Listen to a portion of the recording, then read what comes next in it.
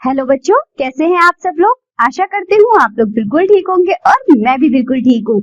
मैं हूँ आपकी हिंदी व्याकरण की अध्यापिका, मेरा नाम है सोनम खान। आज पढ़ेंगे हम पाठ नंबर 28 जिसका नाम है कहानी लेखन यानी स्टोरी राइटिंग। तो आइए बच्चों पढ़ना शुरू करते हैं। कहानी लेखन एक महत्वपूर्ण कला है। कहानी गद्य साहित्य की सबसे रुचिकर विधा है। कहानी लिखने और सुनाने से मनोरंजन के साथ साथ बच्चों की कल्पनाशीलता का भी विकास होता है। कहानी लिखते समय स्मरणीय योग्य बातें। कहानी की भाषा रोचक, सरल, सहज और प्रभावपूर्ण होनी चाहिए। कहानी सदैव भूतकाल में लिखी जानी चाहिए। कहानी लिखने से पहले उसकी रूपरेखा बना लेनी चाहिए। कहानी में वर्णन तथा संवाद दोनों का मेल होना चाहिए। बच्चों, कहानी लिखते समय हमें कुछ बातें याद रखनी होती हैं। जैसा कि अभी हमने देखा, हमारी भाषा सरल और रुचिपूर्ण होनी चाहिए। हमें कहानी सदैव भूतकाल में लिखनी चाहिए। आइए हम कुछ कहानियों के उदाहरण पढ़ते हैं। हम पढ़ते हैं सबसे पहली कहानी आत्मविश्वास। भारत के प्रथम राष्ट्रपति डॉक्टर राजेंद्र प्रसाद बाल्यकाल में अत्यंत कुशाग्र बुद्धि के स्वामी तथा मेधावी छात्र थे। उन्होंने सभी परीक्षाओं में प्रथम स्थान पाया था। उन दिनों 10वीं कक्षा की परीक्षा को एंट्रेंस परीक्षा कहा जाता था। इस परीक्षा में राजेंद्र बाबू ने प्रथम स्थान पाया था, जिसके कारण उन्हें छात्रवृत्ति भी मिलती थी। राजेंद्र प्रसाद ने 12वीं यानी IA की परीक्षा दी। उन्हें पूर्ण विश्वास था कि इस परीक्षा में वे बहुत अच्छे अंक लेकर स्कॉलरशिप प्राप्त करेंगे। यह विश्वास केवल उन्हें ही नहीं, उन्हें पढ़ाने वाले आचार्यों, उनके परिवार वालों तथा सहपाठियों को भी था। रिजल्ट घोषित हुआ।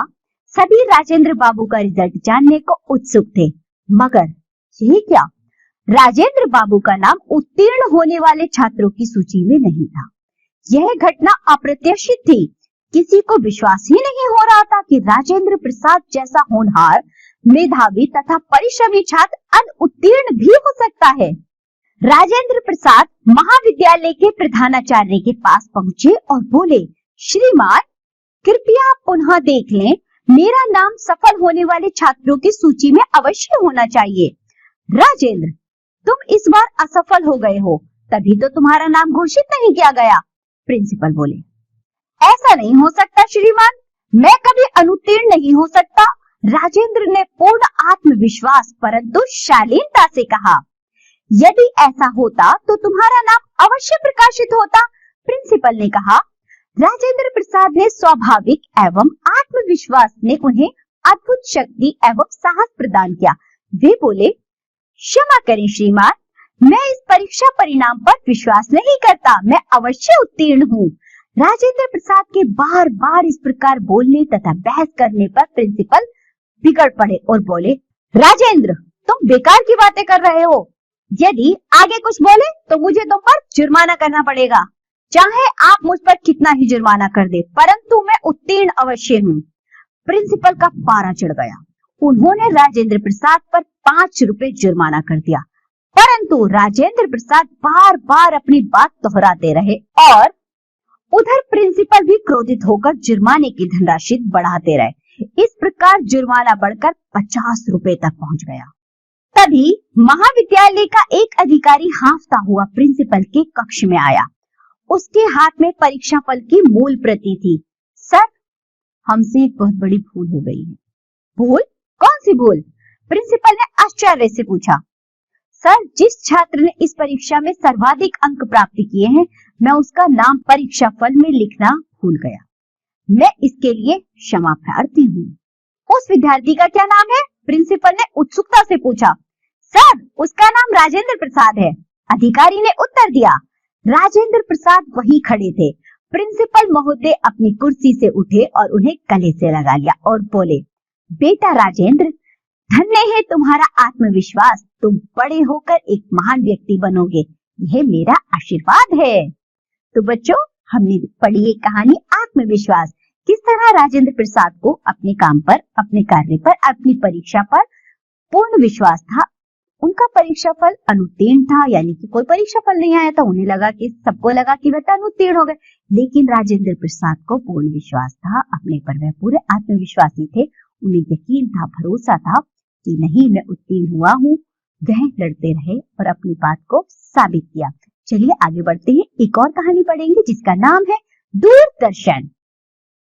बच्चों ये आप एक दूरदर्शन का चित्र देख रहे हैं, एक साइन देख रहे हैं, इसका चिन्ह देख रहे हैं, ये है दूरदर्शन यानी कि डीडी नेशनल का साइन। विज्ञान के विभिन्न आविष्कारों में से दूरदर्शन एक महत्वपूर्ण एवं जनोपयोगी आविष्कार है। दूरदर्शन न केवल हमारे मनोरंजन का साधन है, अपितु हमें देश विदेश के समाचार जाने अनजाने रहस्य तथा विभिन्न प्रकार की नई जानकारियों से भी अवगत कराता है। भारत में 15 सितंबर 1959 को तत्कालीन राष्ट्रपति डॉक्टर राजेंद्र प्रसाद ने प्रथम बार दूरदर्शन कार्यक्रम का उद्घाटन किया था। वर्तमान में दूरदर्शन का महत्व दिन प्रतिदिन बढ़ता ही जा रहा है। दूरदर्शन शब्द दूर और दर्शन दो शब्दों से मिलकर बना है। इसका अर्थ है दूर की वस्तु का दर्शन। पुराने समय में लोग एंटीना पर निर्भर रहकर केवल एक या दो चैनल ही देख पाते थे, किंतु आज डिश, एंटीना और केबल के आगमन से सैकड़ों टीवी चैनल देखना संभव हो गया है। पिछले कुछ वर्षों में दूरदर्शन ने विशेष प्रसिद्धि पाई है। इसका कारण सभी स्थानों पर इसकी पहुंच तथा इसमें दिखाए जाने वाले विभिन्न रोचक एवं शिक्षाप्रद कार्यक्रम है। दूरदर्शन के माध्यम से हम विश्व के किसी भी कोने में होने वाली प्रत्येक घटना का सीधा प्रसारण देख सकते हैं। दूरदर्शन पर विभिन्न समाचार चैनलों में सचित्र समाचार दिखाए जाते हैं। फलस्वरूप हम विश्व की घटनाओं के साथ संपर्क बनाए रखने में सफल रहते हैं। इन समाचारों में हम देश विदेश की विभिन्न परिस्थितियों से रूबरू होते हैं और हमारा सामान्य ज्ञान भी प्रत्यक्ष रूप से बढ़ता है। स्टार न्यूज, नेशनल चैनल, आज तक, जी न्यूज आदि प्रमुख समाचार चैनल हैं। दूरदर्शन के द्वारा संसार भर में होने वाले प्राकृतिक एवं सामाजिक कार्यक्रमों, खेलों एवं अन्य घटनाओं को घर पर बैठकर ही सीधे देख सकते हैं। हर समय कई फिल्में, हास्य से परिपूर्ण धारावाहिक, उपन्यासों एवं कहानियों पर आधारित लघु फिल्में, नाटक, चित्रहार आदि का प्रसारण होता रहता है, जिसे दर्शक अपनी रुचि व समय की अनुकूलता अनुसार देख सकते हैं।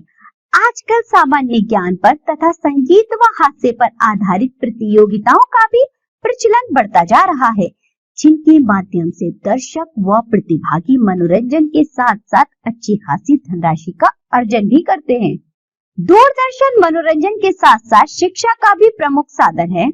दूरदर्शन पर विभिन्न शैक्षिक कार्यक्रम निरंतर प्रसारित होते रहते हैं। विद्यालय एवं कॉलेज के छात्रों के लिए सर्वश्रेष्ठ अध्यापकों की सेवाएं सभी को समान रूप से उपलब्ध हो जाती हैं। इस शैक्षणिक सामग्री के अतिरिक्त किसान भाइयों के लिए कृषि संबंधी जानकारी भी उपलब्ध कराई जाती है। आजकल दूरदर्शन पर कई रोचक घरेलू कार्यक्रम आते हैं, जिन्हें महिलाएं बड़े शौक से देखती हैं। पाक कला से संबंधित विभिन्न कार्यक्रम भी नियमित रूप से प्रसारित होते रहते हैं। बच्चों के लिए कार्टून शो तथा शिक्षा संबंधी अनेक कार्यक्रम दिखाए जाते हैं। Discovery channel, Star TV, Sony channel, Zee Cinema जैसे चैनल सबसे अधिक लोकप्रिय हो रहे हैं। दूरदर्शन के महत्व के साथ साथ इससे होने वाली हानियों को भी नजरअंदाज नहीं किया जा सकता। कुछ लोग तो सारा दिन टीवी देखते रहते हैं, जिससे वे सुस्त होते जाते हैं तथा सामाजिक परिवेश से कट जाते हैं। बच्चे भी स्कूल से आने के बाद अपना समय टीवी देखकर बिताने लग जाते हैं, जिससे उनके पढ़ने लिखने का समय कम हो जाता है और उनके स्वास्थ्य तथा पढ़ाई पर बुरा प्रभाव पड़ता है। दूरदर्शन का प्रसारण क्षेत्र अत्यंत व्यापक हो जाने तथा टीवी चैनलों को विज्ञापन आदि के माध्यम से अत्यधिक आमदनी होने के कारण आपसी होड़ में आजकल दूरदर्शन पर हिंसा व सामाजिक मूल्यों के विपरीत तथा अश्लील कार्यक्रमों की भरमार होती जा रही है, जिससे हमारे नैतिक मूल्यों में बदलाव आ रहा है तथा युवा पीढ़ी पतन की ओर अग्रसर है। हमने देखी यहाँ पर दूरदर्शन नामक एक कहानी। हमने उनके कुछ पक्ष देखे कि किस तरह दूरदर्शन हमारे जीवन को लाभान्वित करता है। यदि हमें टीवी की यानी टेलीविजन की लत पूरी तरह पड़ जाए तो हमारा समय भी बर्बाद कर देता है। तो बच्चों, हमें इन चीजों में संतुलन बनाए रखना चाहिए। हमने यहाँ पढ़ी है दो कहानियां, इसी तरह आप भी किसी न किसी एक शीर्षक पर, एक विषय पर एक कहानी अवश्य लिखेंगे। ये है आपका गृह कार्य। इसके साथ ये पाठ होता है हमारा यह समाप्त। आज हमने जो भी पढ़ा है आप लोग उसका अच्छे से अभ्यास करिए। अब हम मिलेंगे आपसे अगली कक्षा में, तब तक के लिए बाय बच्चों।